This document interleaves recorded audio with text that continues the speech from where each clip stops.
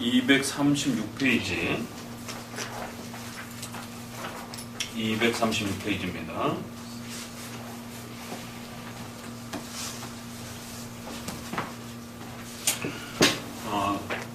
새롭게 또 이 시간을 참석하신 분들을 위해서 잠깐 서론적인 부분을 좀 언급하고 넘어갑니다. 욥기서는 구약 성경에 있어서 가장 어려운 성경의 한 부분이기도 합니다. 구약에서 가장 어려운 성경 그러면 이제 창세기도 어렵고, 많은 분들이 창세기를 쉽다고 생각하는데 창세기에서는 풀어야 될 그 난제들이 굉장히 많습니다. 창조의 그런 여러 가지 그 내용부터 시작해서 그 창세기가 흐르고자 하는 그 방향과 목적과 이런 여러 부분들이 창세기가 중요한 교리적 기초를 놓는 곳이기 때문에 상당히 어렵고요. 이사야도 어렵고요. 그 다음에 에스겔, 미래적 종말론적 의미들을 담고 있는 다니엘과 에스겔, 이런 부분도 상당히 어렵고요. 그 중에 이제 욥기도 어려운 것이 형식적으로 이것이 시 형태로 되어 있기 때문에 여러분들이 욥기서를 읽을 때 너무 지나치게 그 표현 하나하나 자체를 문자적인 어떤 그 의미로 바로 이렇게 연결해서 읽으시면 안 되고, 시라고 하는 사실을 늘 고려하시면서 읽으셔야 돼요. 그래서 거기는 과장법도 있고 비유도 있고 상징적인 것도 있고, 또 시처럼 아주 농축해서 그것을 이렇게 한마디로 이렇게 의미를 많이 포함하는 어떤 내용으로서 그렇게 요약적으로 표현하는 표현들도 있고요. 그러한 시 문장의 이런 아주 그 구조로 있기 때문에 우리가 일반적으로 읽는 그러한 단편적 그런 서정시 같은 그런 그 형태가 아니라, 소위 말해서 이렇게 우리가 대서사시라고 이렇게 말하는 것처럼 역사를 펼쳐가는 방식으로 그렇게 이 시 형태가 있어요. 그래서 서사시처럼 아주 장황하게 어떤 그 내용들을 이야기하는 방식으로 이렇게 구성이 되어 있습니다. 그러니까 그런 부분 때문에 일단 읽는 데 있어서도 상당히 이렇게 문법적으로도 읽는데 굉장히 이렇게 우리가 평상시에 이렇게 쓰는 문장, 이렇게 익숙한 문장이 아니라는 것이죠. 그래서 그런 면에서도 상당히 어렵고, 또 등장인물들이 욥의 세 친구가 있고, 욥이 있고, 또 엘리후라고 하는 또 젊은 청년이 있고, 그래서 특별히 욥과 욥의 세 친구가 강렬하게 하나님에 대해서 생각하는 그 욥의 고난과 아픔에 대해서 하나님이 어떻게 그 역사를 행하셨는가에 대한 신관, 하나님의 역사에 대한 해석을 해내는데, 욥의 세 친구들과 욥은 전혀 다른 관점으로 하나님에 대해서 이해하고 해석해 나가는 것입니다. 그럼 도대체 다 똑같이 하나님에 대해서 얘기하는데 누가 말하는 방식이 더 바른 하나님에 대한 이해인가? 왜냐하면 이제 끝장면에 가서 보게 되면 하나님이 욥의 세 친구가 말하고 소개한 방식의 하나님에 대한 이해가 틀렸다라고 말하기 때문에 그런 것입니다. 욥이 맞았다라고 말씀하기 때문에, 그러면 욥의 세 친구가 말했던 그 수많은 이야기들과 내용들이 도대체 왜 틀린 것인지. 근데 그 단어와 문장 하나하나 자체가 틀린 건 아니에요. 그러니까 틀렸다 그러면 그 전체가 다 틀렸다 이렇게 말씀하시면 훨씬 편한데, 그런 의도에서 하나님이 틀렸다고 말씀하시는 게 아니고, 그 표현과 문장과 단어에 있어서는 부분적으로는 하나님에 대해서 설명하는 것이기 때문에 맞지만, 그 전체적인 그들이 말하는 하나님에 대한 설명과 또 그것이 욥이 처한 그 고난과 아픔들을 해석해내는 데 있어서 잘못 이해되어졌고 적용되어졌다라고 하는 전체적인 의미에서 그들이 잘못 그렇게 접근되어졌다라고 또 평가를 받는 것입니다. 그러니까 욥의 세 친구들의 말 중에서 단편적인 말들은 굉장히 심오한 말들이 많이 있습니다. 그래서 지난번에 숙제하라고 했던 게, 친구들의 말 중에서 그 욥기에 여러분이 이제 영원토록 종말이 올 때까지 잊어버리지 않을 아주 굉장히 중요한 단어를 들었지요. 욥기에 똥의 신학이 있구나. 똥의 인생관이 있구나. 그건 제가 만들어 놓은 게 아니에요. 욥기에 그렇게 표현되어 있습니다. 똥이라고 되어 있고, 인간을 향하여 똥과 같은 존재다라고 그렇게 표현하고 있단 말이에요. 그게 이제 시이기 때문에 그런 거예요. 그래서 똥의 인생관을 한번 정리해보라고 숙제를 내기도 하고 또 구덕이라고도 표현한단 말이에요. 인간을 향해서. 그러면 구덕이적 인생관은 도대체 무엇인가? 똥의 인생관, 구덕이적 인생관을 한번 나름대로 이렇게 묵상해보고 또 살펴보라고 숙제를 해주잖아요. 그러니까 그것은 하나님 관점에서 봤을 때 신의 관점에서 하나님을 인정하지 않는 불신앙의 그 허무한 인간의 그 생애가 엄청난 대단한 권세를 가지고 살아가는 것 같지만 똥과 같은 그런 인생이다라고 하나님 그렇게 본다라는 거예요. 구더기 같은 그런 벌레만도 못한 그런 인생이다라고 그렇게 평가한다라는 것이죠. 아주 그냥 확 와닿잖아요. 그러니까 신은 그렇게 설명하는 거예요. 확 와닿게. 뭘 자주구레하게 이렇게 보충 설명하는 방식이 아니라. 아니죠, 뭐가 종말이 올 때까지 똥의 인생관, 구더기 인생관이 여기에 있구나 이게. 전도서에서 말하는 헛되도라라고 하는 헛된 인생관이 있어요. 그건 많이들 기억하셔요. 근데 욥기서에 똥의 인생관이 있다라는 건 처음 들어보는 것처럼 낯설어 하신단 말이에요. 근데 욥기서에 많이 들어본 거는 내 시작은 미약하였으나 끝은 창대하리라라고 하는. 그건 불신자들도 많이 알고 있어요. 가게집에 가면은 이렇게 커다랗게 이렇게 번영의 인생관이에요. 그러니까 그 말이 틀린 말은 아닌데 하나님은 작게 우리가 시작한 역사 속에서도 하나님 앞에 충성을 다하면 하나님의 은혜와 복으로 크게 또 채우시는 분이 맞아요. 근데 그 단편적인 하나님에 대한 지식이 전체적으로 욥의 역사와 그 인간의 고난의 문제라고 하는 그 내용에 딱 갖다 해석을 마치게 되면 잘 안 맞는다라는 것이죠. 인생이 기독교인이 고난을 받고 아픔을 당하는 그것을 해설하는 데 있어서 시작은 처음에는 어렵지만 나중엔 잘 될 것이다라고 하는 그런 신관을 가지고 그 기독교인이 고난받는 이유를 설명하는 데 있어서는 부족하다라는 것이죠. 그러니까 하나님에 대한 전체적인 관점 속에서 기독교인의 고난받는 것에 대한 그런 문제들을 풀어내줘야 되는데 단편적으로 그렇게 접근하면 안 풀리는 겁니다.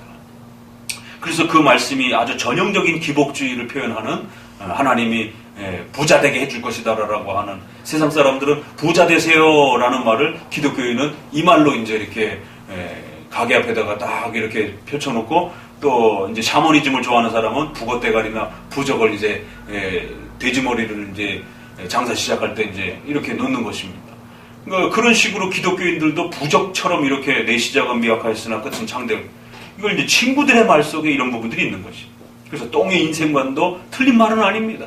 하나님을 모르는 그 인생들이 얼마나 무익하고 마치 한평생을 자기가 모든 권력을 다 누리고 온 세상을 다 지배할 것처럼 영원토록 살 것처럼 이렇게 생각하는 그런 인생들을 향하여 구더기 같고 똥과 같고 또 바위에 피어있는 그런 풀과 같다라고, 언제 마르고 시들어 버릴지 모르는 그런 아주 연약한 그런 풀과 같은 존재다라고, 그걸 왜 인간이 못 깨닫느냐라고 이렇게 이제 다그치는 것입니다. 이제 그런 면에서 욥기서는 반드시 이 신관에 대한 충돌이 일어나고 있다라. 신관의 충돌이 일어나고 있는 거예요. 그러니까 같은 하나님을 말하고 있는 것 같은데 서로 하나님에 대한 이해가 다른 것이죠. 그래서 이제 우리가 특별히 개혁파 신앙을 찾는, 이런 개혁주의 신앙을 찾는 우리 성도들에게 있어서는 욥기가 굉장히 어려운 구조와 내용으로 갖고 있지만, 오히려 이 칼빈주의적인 하나님 중심적인 이러한 그 신앙관을 잘 이해한 우리 개혁파 성도들은 욥기처럼 쉬운 성경이 없어요. 그 욥기는 굉장히 쉽습니다. 이 장로교적 관점에서 들여다보게 되면. 왜? 우리가 지금 처해 있는 상황이 딱 그렇거든요. 한 가족과 집안 식구인데도 불구하고 믿는 하나님이 달라요, 서로. 하나님에 대해서 이야기하는데 굉장히 거리감을 서로 느끼고, 서로 다른 하나님처럼 이렇게 거리감을 느끼는 이런 이유가 어디 있는가? 바로 욥기서에 그 사건이 등장을 하는 거예요. 그래서 세 친구가 말하는 하나님과 욥이 말하는 하나님, 인간이 겪고 있는 그 고난을 바라보면서 하나님에 대해서 해석해내는데 이렇게 다를 수가 있는가? 한쪽에서는 그 시기만 잘 견뎌내면 2배 부자가 된다라고 이렇게 기대하면서 그 고난을 참아내는 거예요. 기복주의 쪽에서는. 근데 그 아픔의 시간을 견뎠는데 복이 안 와요. 그러면 이제 나중에 욕 나오는 겁니다. 불평불만이 여기까지 이제 차올라가고 하나님 이럴 수 있느냐라고 하면서 더 강력하게 하나님에 대한 서운함과 하나님께 대한 불평들이 쏟아지면서 결국에는 교회를 떠나버리는 그런 이유가 되기도 하는 것이. 그러나 장로교적 입장에서는 그러한 고난과 아픔을 겪는다 할지라도 하나님의 주권과 섭리 속에서 하나님이 복도 주실 수 있고 어려움도 주실 수도 있고 여러 가지 각도에서 성도를 훈련시키기 위해서라도 또 그런 섭리 속에서 성도를 성장시키기 위해서 빛보다는 어두움과 슬픔의 시간들을 통해서 성도들을 강력하게 성장시키시는 그들의 죄를 강력하게 끊어내시는 그런 하나님의 신비로운 통치와 다스림이 있다라는 겁니다. 그래서 그 아픔과 고난의 시간들을 어떻게 해든지 잘 견뎌내려고 애를 쓰는 이게 이제 장로교인들의 자세가 달라지는 것이.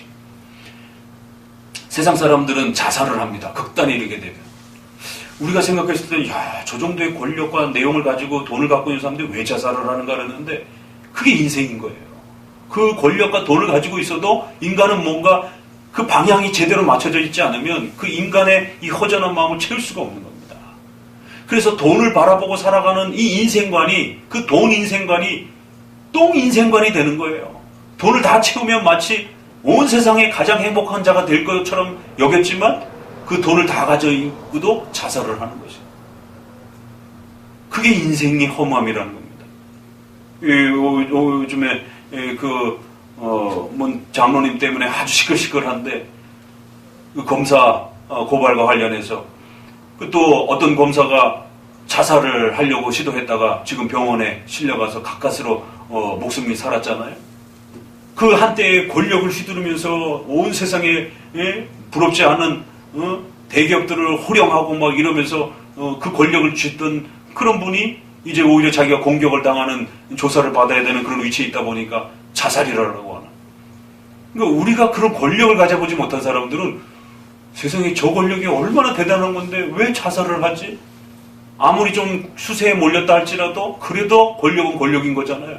검사 출신으로서 그런 어떤 틀을 가지고 있을 때 그 만만한 사회적 위치가 아닌데도 불구하고 자살을 하려고 하는 것이에요.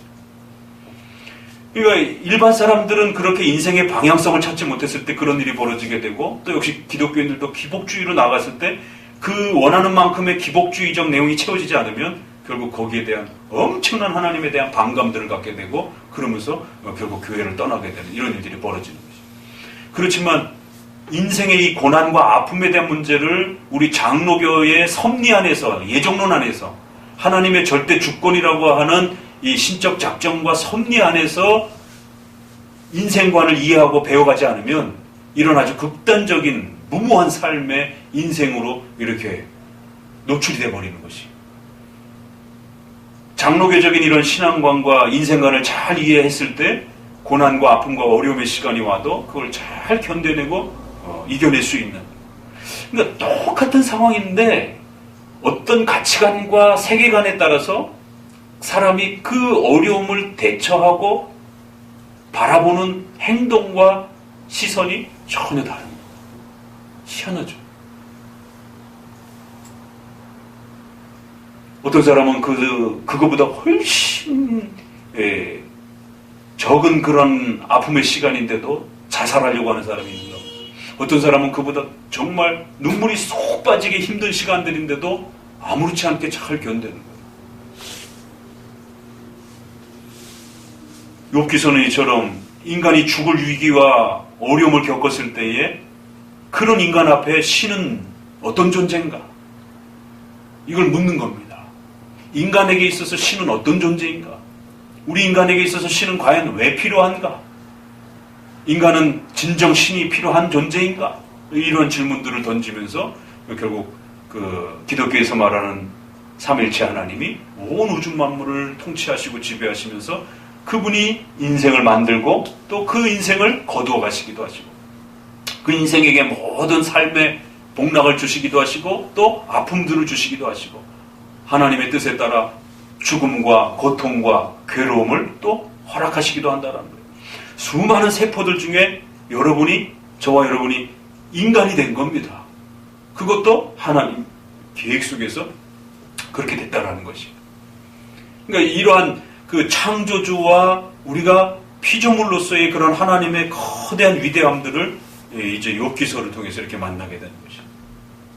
근데 이제 이러한 부분들을 갖다가 단편적인 부분으로만 읽어가면서 기복주의적 형태로 그렇게 잘만 참아내면 하나님이 더 잘 먹고 잘 살게 해줄 것이다라는 식으로 이제 그렇게 접근되어지게 되면 하나님을 더 오해하게 만드는 것이죠.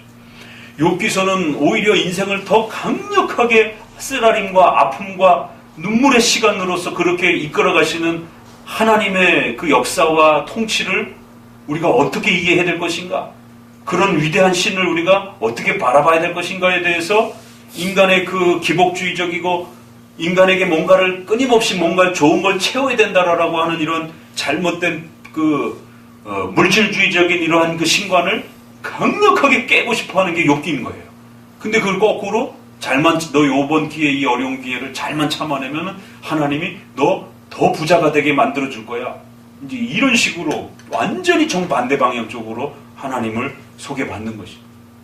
그러니까 이제 성도들은 그런 설교를 들으면서 하나님은 나를 잘 먹고 잘 살게 해주는 하나님이구나. 이런 식으로 이제 신을 이해하게 되는 것이. 그러다가 이제 어떤 예기치 않은 삶의 위기를 딱 겪게 되면은 아무리 기도했는데도 불구하고 하나님이 그 어려운 상황들을 해결해 주시지도 않고 해결될 기미도 안 보이고 그러게 되면은 이제 근원적으로 하나님에 대해서 불신에 대해서 신뢰감이 떨어지면서 결국 신앙에 흔들려지는 이런 일들이 벌어지는 것입니다. 그래서 욥기서는 바로 그러한 신에 대한 아주 궁극적인 질문을 던지는 거죠. 신은 우리를 만드시는 분이고 또 우리를 데려가시는 분이고 우리 인생 전체를 신이 원하시는 대로 그렇게 지배할 수 있는 신인가? 여기에 대해서 묻는 겁니다. 왜냐하면 인간은 본능적으로 내 인생을 누가 타치한다고 생각하면, 누가 내 인생을 지배한다고 생각하면 본능적으로 싫어합니다. 그게 인간이에요. 누군가 내 인생을 함부로 관여한다고 생각하면 거기에 대해서 굉장히 불편함을 느낍니다. 그런 본능적인 인간 앞에 그런 인생 전체를 하나님이 통치하고 다스릴 수 있다라고 하는 것에 대해서 너희는 어떻게 생각하느냐라고 묻는 것입니다. 그럴 때 그런 욥기의 신관이 여러분에게 잘 이렇게 스며들게 되면 엄청난 신앙의 세계관을 세워가게 되는 것이고, 여러분 안에 자꾸만 여러분의 인생의 선과 악에 대한 전체적 모든 역사에 대한 부분들을 하나님이 지배한다라고 하려고 한다 할 때 뭔가 여전히 불편함이 이렇게 남아있게 되면 아직 여러분 안에는 그 하나님의 절대자로서의 그 하나님에 대한 신관이 여러분 안에 아직 잘 이렇게 구축이 안 돼 있는 것입니다. 그래서 이제 욥기서는 이러한 방향을 맞춰갈 때에 반드시 조심하셔야 되는 것은 인간의 자유에 대한 문제예요. 이게 왜 인간이 불편하겠어요? 자신은 분명히 자유를 가진, 자유 의지를 가진 존재라고 생각하는데 왜 남이 나를 간섭하는가? 그러면 신 앞에 나는 꼭두각시인가? 이런 질문들을 던지면서 결국 자기의 자유에 대한 문제를 묻게 된단 말이에요. 그러면은 하나님이 나를 지배하고 다스린다라면 내 자유는 과연 어떻게 되는 것인가? 그래서 인간의 의지와 자유에 대한 문제들을 잘 이해가 되셔야 됩니다. 그래서 욥의 친구들은 그 인간의 의지와 자유의 문제를 가지고 욥을 공격하면서 네가 잘하면 복을 받는 것인데 네 의지가 그렇게 악한 행동들을 결정하고 그런 악들을 선택을 했기 때문에 이런 결과가 벌어진 거야. 그러니까 결국에는 하나님이 문제가 아니라 네가 어떤 일을 했느냐가 중요한 거야. 이런 식으로 이제 욥의 친구들은 계속 결국 너의 의지가 이런 일들을 만들어놨다라고 욥을 공격하는 겁니다. 그러니까 우리 인생은 결국 내 의지와 내 마음이 어떤 결정과 어떤 그 판단을 하느냐가 내 인생 전체를 지배한다라고 그런 인생관을 심어주는 거예요. 이건 인간의 불신앙적인 본능적인 인생관입니다. 철학적인 인생관이고 소위 우리가 신학적으로는 알미니안주의적 인생관이고 로마 카톨릭적인 반펠라기우스적이고 펠라기우스적인 인생은 내가 어떻게 결정하고 판단하느냐에 따라 내 모든 인생이 결정되는 것이다. 근데 그 말이 다 틀린 건 아니란 말이에요. 문맥을 어떻게 쓰느냐에 따라 이 말이 맞을 수도 있고 틀릴 수도 있어요. 이 말이 우리가 책임감을 가지고 내 인생에 책임성 있는 존재이기 때문에 내 의지와 내 마음이 내 인생에 있어서 선과 악을 잘 정당하게 바르게 하나님 앞에서 선택하면서 살아가야 된다라고 말하면 맞는 말이에요. 그러나 이런 표현이 하나님이 우리 인생 전체를 지배한다라고 하는 하나님의 절대 주권을 제외하면서 그렇게만 생각하고 그 문맥에다 쓰면 이건 틀린 말입니다. 그래서 웨스민스터에서도 9장에 자유의지라는 항목이 따로 있는 겁니다. 없는 게 아니에요. 어떤 문맥에서 쓰느냐가 중요한 거죠. 그러니까 이런 잘못된 인생관으로 우리를 공격하는 겁니다. 네가 어떻게 결정하고 네가 어떻게 판단하느냐에 따라 네 인생이 달린 것이야. 그러니까 하나님에 대한 두려움과 하나님이 내 인생을 지배한다라고 하는 것에 대한 이 경각심이 없는 겁니다. 그러니까 요즘에 그 문제된 그 성폭행 터져가지고 검사 보세요. 이게 일반인들은 이해를 못하는 거예요. 이게 상식적으로 어떻게 교인들이 저럴 수 있는가? 또 지금 이제 요즘에 또 그 페이스북에 보니까 모 교회 그 세습 문제 때문에 거 가가지고 막 피켓 시위하고 그러는데 막 거기에 그 관계자들이 나와가지고 막 폭행하고 막 욕하고 막 이걸 이해를 못하는 거예요. 불신자들은. 야, 뭐 교인들이 저래. 목사님이 밀양 얘기 있었잖아요. 얼마 전에. 근데 지금 여검사의 성폭행에 대한 부분은 딱 그 밀양 영화의 그 사건처럼 터진 거예요. 내가 용서를 안 했는데 어떻게 가해자가 하나님 앞에 용서를 구하면서 그렇게 용서받았다 그러면서 그러니까 화가 나가지고는 이제 고발을 했다라고 그러잖아요. 지금 막 뉴스에서 아주 기독교에 대한 아주 그 불편함들이 막 쏟아져 나오는 것이. 야, 교인들이 도대체 어떻게 저렇게 살아가는가? 참 우리 여기 이제 교회를 좀 궁금해가지고 막 이렇게 문을 두들긴 우리 자매한테는 너무 미안한 거예요. 이게. 죄송하고. 그러나 그런 기독교만 있는 건, 그런 교회만 있는 건 아니에요. 건강하고 정말 좋은 교회도 있으니까 안심하셔요. 근데 보편적으로 이렇게 무리를 일으키는 이런 모습들을 보게 되면 불신앙의 인생관, 내가 어떻게 의지를 가지고 살아가느냐에 따라 내 의지에 따라 내 인생이 결정이 되는 거예요. 또 어떤 사람은 팔자 타령을 하기도 해요.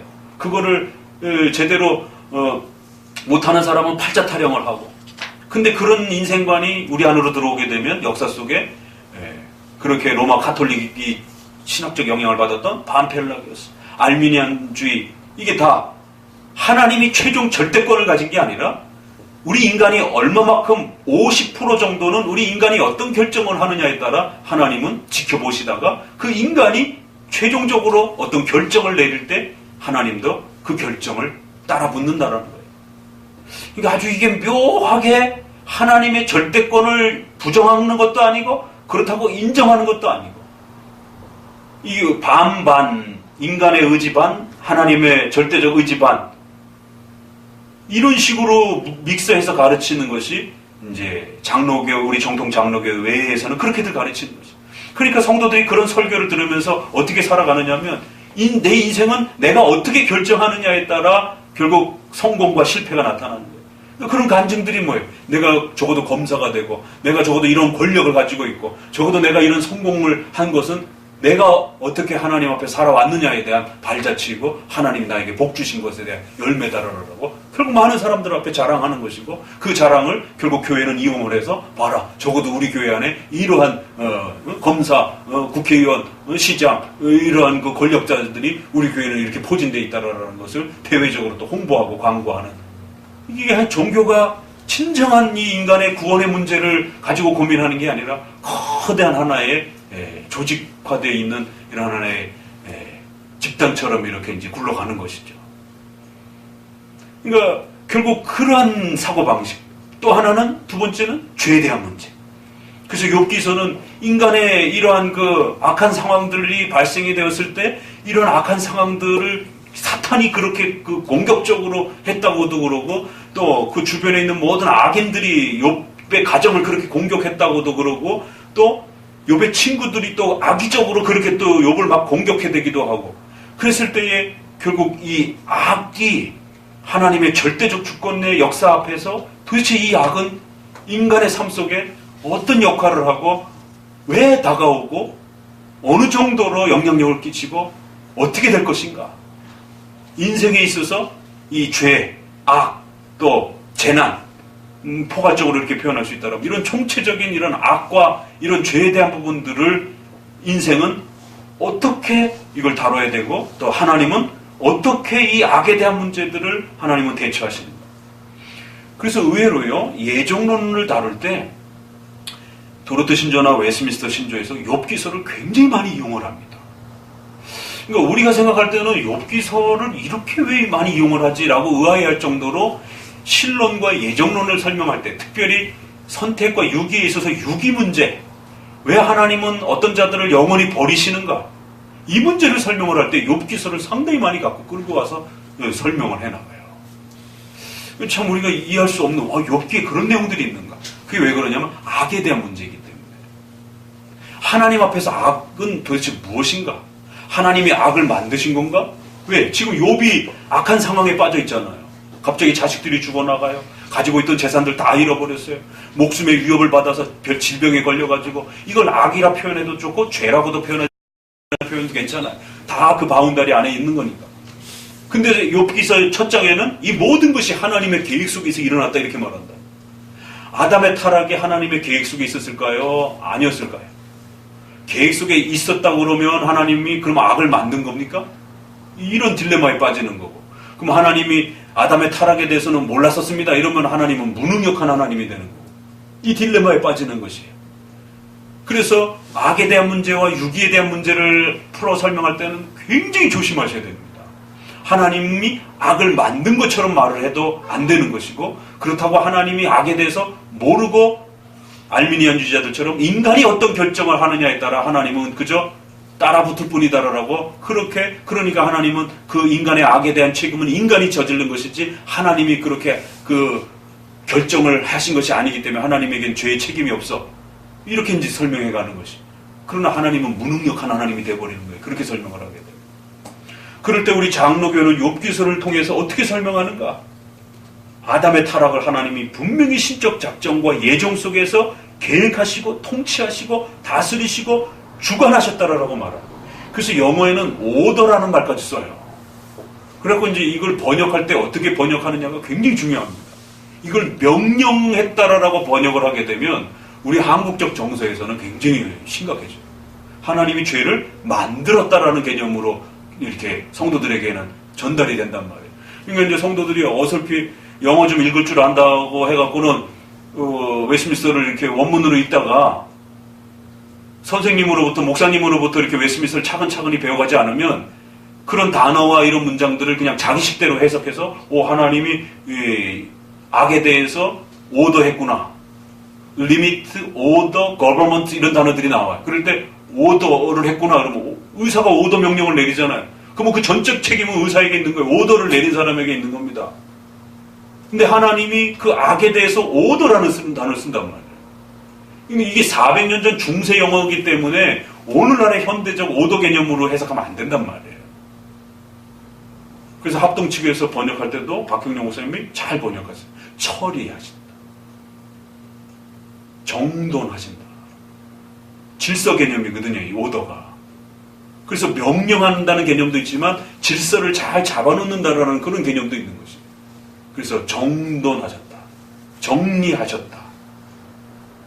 근데 이거를 어설피 번역하는 분들이 명령하셨다 이러면 하나님이 악을 행하도록 명령하신 것처럼 그럼 악을 만든 주체가 돼버린단 말이에요.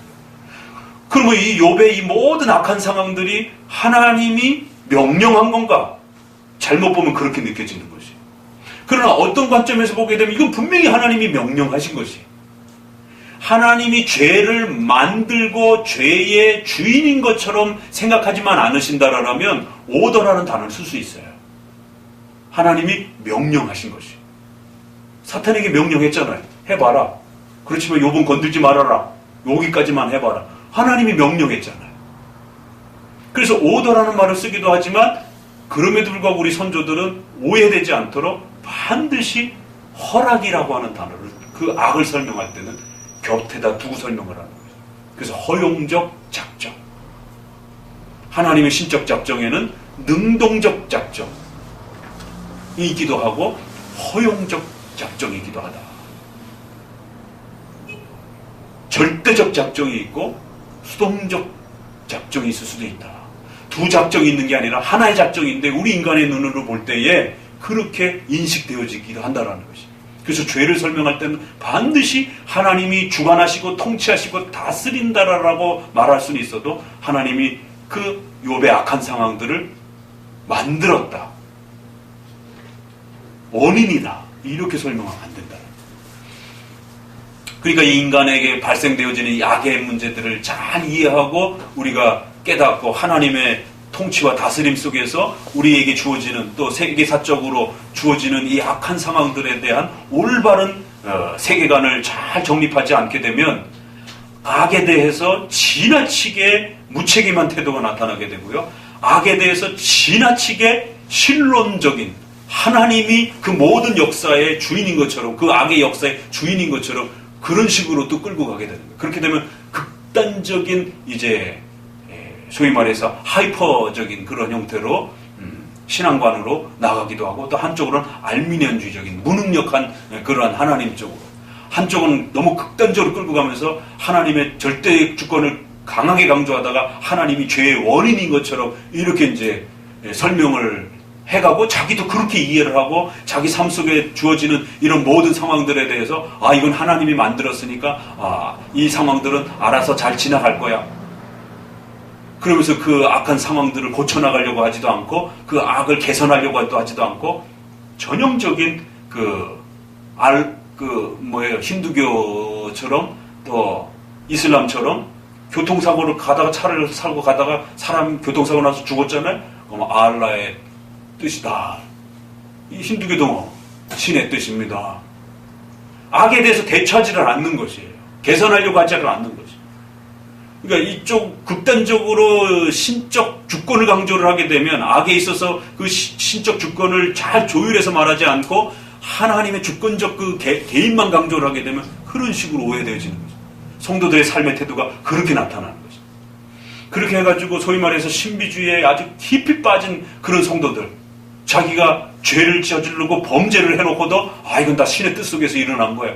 우리가 주변에 여호와 증인이라든가 이런데 왜 극단적인 그런 그 종교에 빠진 사람들 보면은 그렇게 행동하잖아요. 학교 다 그만두고 막 때려치고 이런 악을 행하는 것들이 마치 신에 의해서 자기가 대리 행동을 한 것처럼. 그러니까 이러한 잘못된 그 신관이 실제적으로 성도들의 생활 태도에 나타나는 거예요. 또 반대로 하나님을 무능력하게 이해하게 하는 알미니안주의적인 이런 시간들은 지금 이제 우리 또 뉴스에서 보는 이제 그런 식의 이 사람들이 하나님을 이용해 먹고 있구나. 하나님을 자신들의 명예와 권력을 이용해 먹는 아주 하나님을 무능력한 그런 아주 하나님처럼 그렇게 이용해 먹는 그런 식의 그들의 사고 속에서는 하나님은 적어도 그런 하나님이기 때문에 하나님에 대한 두려움과 경각심이 없어요. 자기들의 삶 속에서 벌어질 수 있는 그 악으로 인해서 자기가 하나님 앞에 죽을 수도 있다라고 하는 그 무서운 하나님의 그 거대한 역사 속에서의 하나님의 주권적 책임과 통치 역사에 대한 부분을 경각심을 못 갖는 거예요. 자기가 죄를 지었던 전체적인 악의 역사가 있던 그 악한 역사 속에 잘못 선택했을 때 하나님이 무섭게 벌하고 징계할 수 있다라는 것에 대해서 경각심을 가졌다라면 어떻게 그렇게 아무리 후배라고 할지라도 그런 성적 폭력에 대한 부분들을 그렇게 쉽게 크리스찬들이 두려움 없이 행동할 수 있겠습니까? 적어도 하나님에 대한 그 신적 통치에 대한 강력한 두려움이 있으면요, 남이 보든 안 보든 윤리적인 올바름에 대한 기본적 부분들은 지키면서 살아가려고 애를 쓴단 말이에요. 완벽하지는 않더라도.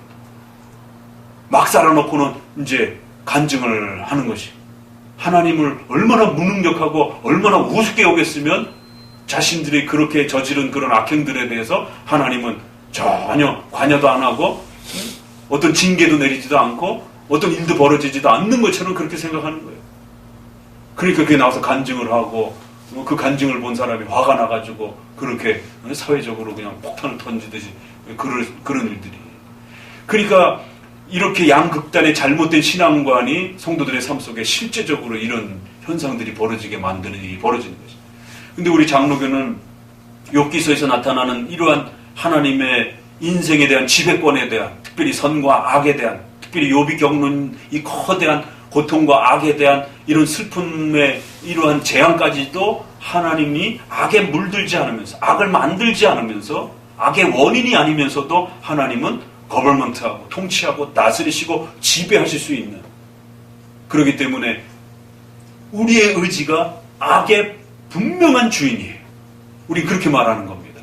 악의 주인과 원인은 인간에게 있는 겁니다. 하나님에게 있는 게 아니에요. 그럼에도 그 악을 행하는 인간이 존재하고 살아가는 그 모든 역사는 하나님의 창조적 역사 속에서 진행이 되는 거예요. 그런 차원에서는 우리는 하나님은 그 악 전체까지도 하나님이 통치하시고 다스리시고 특별히 허용하는 작정 속에서 일어난다라고 말합니다. 그래서 악에 대해서는 좀 더 적극적으로 말하는 게 아니라 조금 수동적으로 그렇게 표현해가는 겁니다. 이거를 조금 세게 말하게 되면 하나님이 악의 주인이다라고 하는 이 혼선이 올 수 있기 때문에 우리 선조들이 그거를 조율을 해준 것이에요. 이 욥기서에 말한 하나님의 주권과 통치권을 어떤 식으로 말을 해야 되는지. 그러니까 이제 이런 부분들에 대한 균형이 없이 하나님의 주권과 악에 대한 문제와 인간의 의지에 대한 문제를 함부로 이렇게 접근했다가는 오리무중에 빠져버려가지고 인간의 의지를, 악을 행하는 인간의 의지를 강하게 말을 했다가도 문제가 되고, 이거를 확 줄여갖고 말을 했다가도 문제가 되고. 그러니까 알미니안주의는 어떻게 해요? 속편하게 그냥 50대 50으로 이렇게 말을 하는 게 속편한 겁니다. 그러니까 이제 욥기서는 우리 칼빈주의의 그런 면에서 꽃처럼 이렇게 표출이 되기도 하는 겁니다. 우리 자매님도 욥기서가 처음 읽을 때는 욥기서 읽지 마시고 마태복음이나 이런 로마서라든가 이런 좀 쉬운 거를 읽으시고, 이제 나중에 욥기서를 읽을 때 이걸 꼭 기억해 두셨다가, 욥기서가 목사님이 지난번에 설명한 그런 방향으로 이렇게 내용을 설명하는 것이구나라고 꼭 이렇게 기억해 두시기를 바랍니다. 236페이지에 이제 마무리 부분을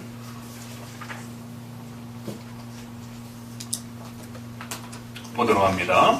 이제 욥기서의 그 교리적 특징을 몇 가지를 좀 보게 되면, 욥기는 온 세상의 창조주로서의 하나님을 증거한다.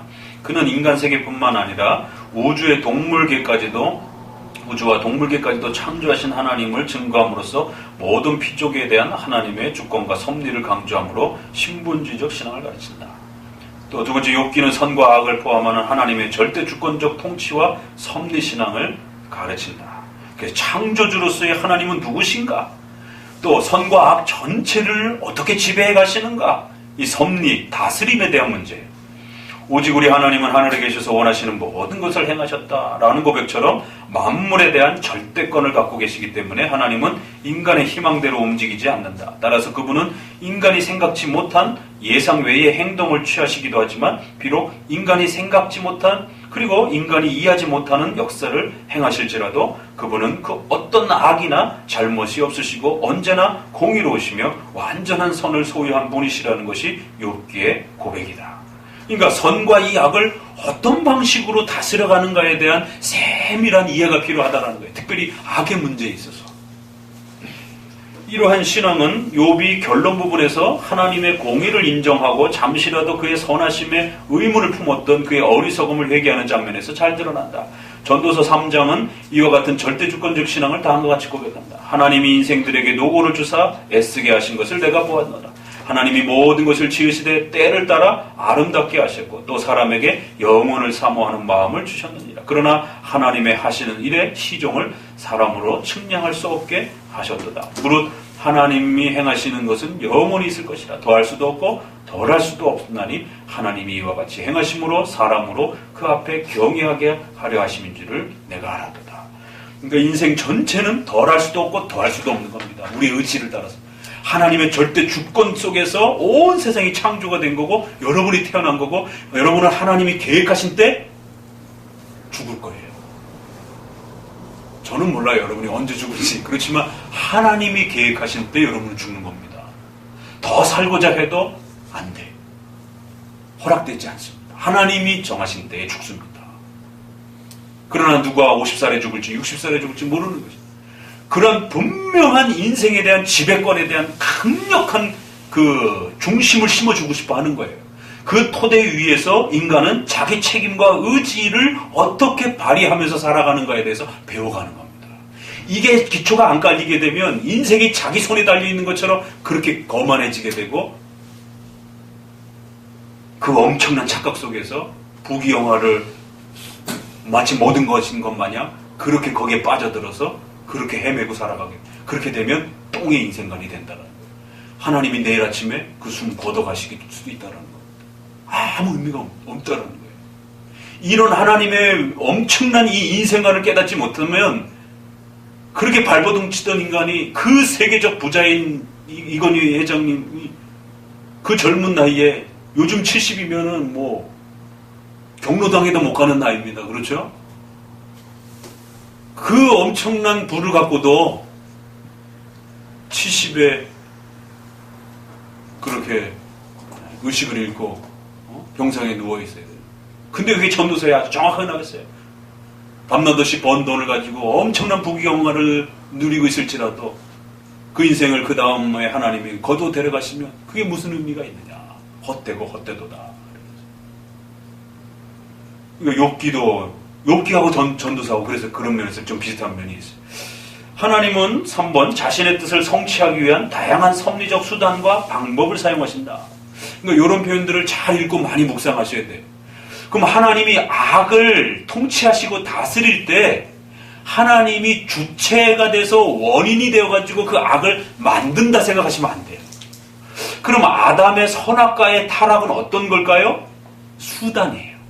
하나님의 거대한 통치를 이루시기 위한, 목적을 성취하시기 위한 하나님의 수단과 도구로서 쓰여진 것이지, 하나님이 그것을 처음부터 하나님이 주체가 되고 그 자체가 목적이 되어서 그 선악과의 악의 역사가 일어나도록 진행하신 건 아니에요.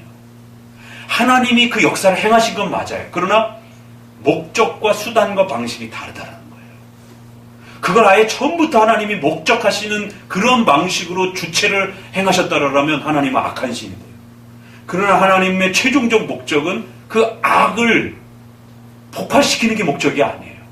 하나님은 그 악을 허용하셔서 인간의 구속의 역사가 일어나고, 그래서 더 나아가서는 피조물이 아니라 하나님의 자녀요 그리스도의 몸으로서 그들을 더 변화시키기 위한 거대한 하나님의 능력을 하나님은 발휘하시기 위해서 더 또 능력이 있으시기 때문에 그 죄라고 하는 것을 도구와 수단으로 얼마든지 그렇게 사용하고자 하셨던 겁니다.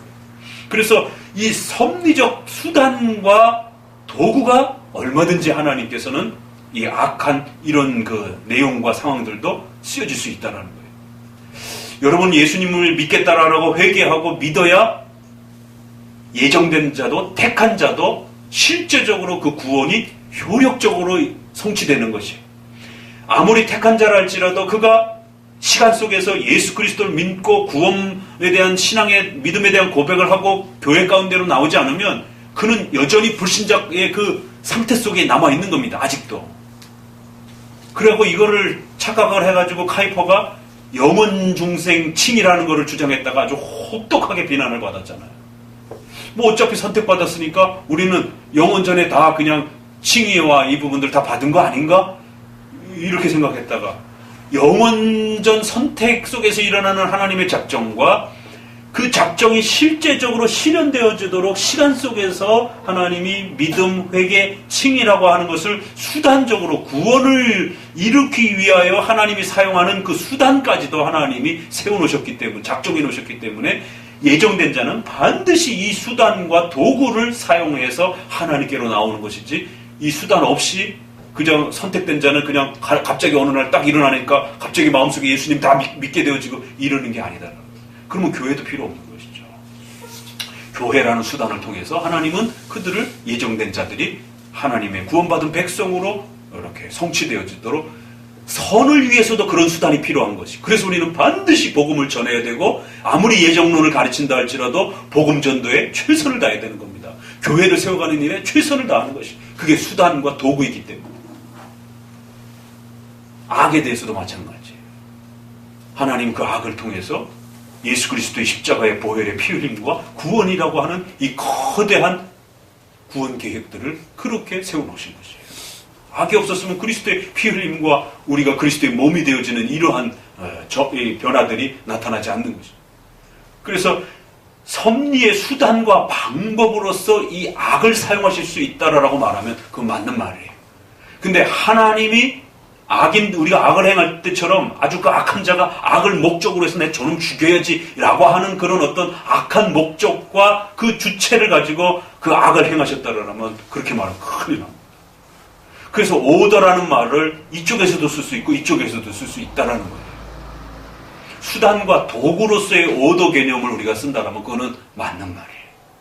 그래서 섭리적 수단과 방법에 있어서 같이 읽어봅시다. 한 목소리로.